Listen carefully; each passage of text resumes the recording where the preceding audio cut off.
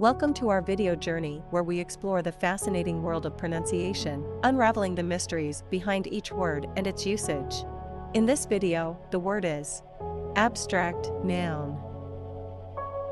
Abstract noun. Abstract noun. Abstract noun is a grammatical term used to describe nouns that represent concepts, qualities, feelings, or ideas that cannot be perceived by the five senses. They are often intangible and represent things that exist in the realm of thought or as general concepts. Here are some examples. Example number 1, love and happiness are examples of abstract nouns because they represent emotions and feelings. Why abstract noun is used in example number 1. Abstract noun is used to explain that love and happiness are abstract nouns because they represent emotions that cannot be physically seen or touched.